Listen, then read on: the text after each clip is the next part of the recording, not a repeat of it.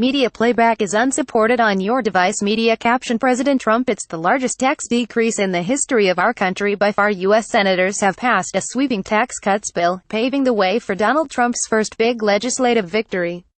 The package would mark the biggest tax overhaul since the 1980s. It was passed by 51 votes to 49, after a series of amendments in a marathon session.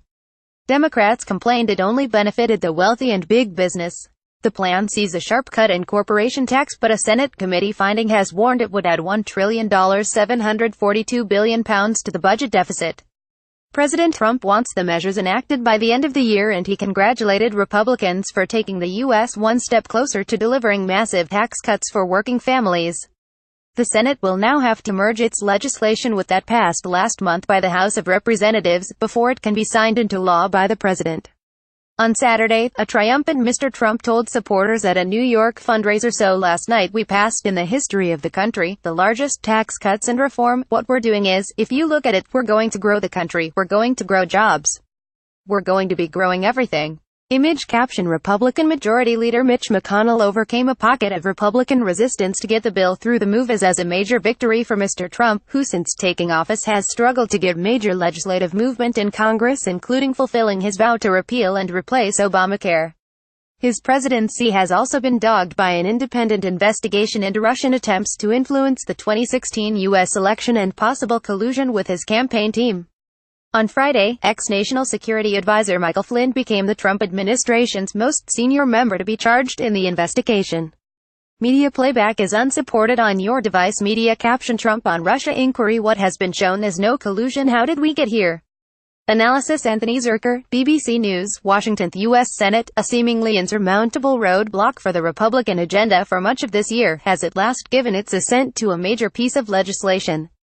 Perhaps unsurprisingly, it was sweeping tax cuts always beloved by conservatives that finally brought the party together and gave President Donald Trump the opportunity to claim a landmark legislative achievement. It wasn't always pretty. Senate negotiators were handwriting amendments to the massive bill practically up until the final votes were taken. Deals within deals were cut to satisfy recalcitrant legislators. Democrats howled at the permanent cuts provided to corporations, while middle-class taxpayer benefits had sunset clauses. In the end, however, a combination of hope and fear were enough to drag a slim majority into the yes column. The hope is that a booming economy will give Republicans a chance to run on their tax policy when they stand before voters next November. The fear was that yet another failure would have led to a revolt among the party's big donors and traditional business constituencies. The House and Senate must now smooth out differences in their bills and vote on the compromise. It's not the end of the race, but the finish line is in sight. What's in the new tax bill? Presiding over the Senate, Vice President Mike Pence declared the 5,149 victory to applause from Republicans in the early hours of Saturday morning. The final draft of the bill went through several changes in order to bring reluctant Republicans on board. Republicans have a 5,248 majority.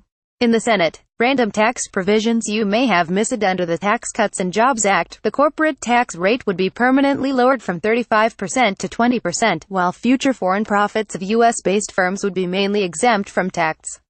Image copyright Getty Images. Image caption: President Trump said the new code would be so simple that taxes could be filed on a postcard. The measures were passed despite the nonpartisan Senate Joint Committee on Taxation warning on Thursday that the bill would add significantly to the federal deficit over a decade.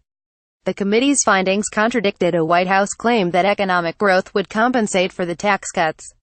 Most Americans across all income levels would see modest tax breaks until 2026, and the committee said after that families earning under $75,000 a year would likely face higher taxes.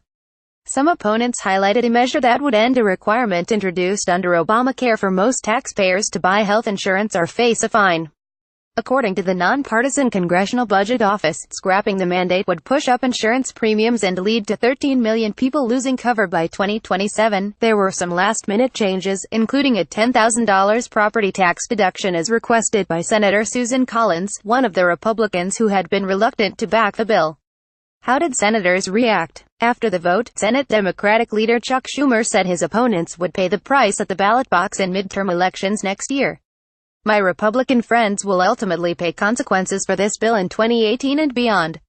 The Republican Party will never again be the party of tax cuts for middle-class people, he warned. He said the measures would endanger Social Security and medical provision. Independent Senator Bernie Sanders was among the most vocal critics, declaring during the debate that the American Treasury was being looted. Image copyright Getty Images. Image caption Bernie Sanders said the bill would benefit the wealthiest people and largest corporations, but Republican Senate Majority Leader Mitch McConnell, who succeeded in bringing dissenting party members into line, said the legislation would prove to be just what the country needs to get growing again.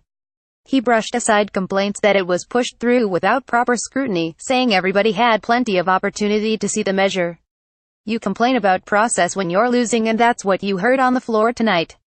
Republican Senator Bill Cassidy also praised the bill, saying working families and middle-income families across the nation will be better off.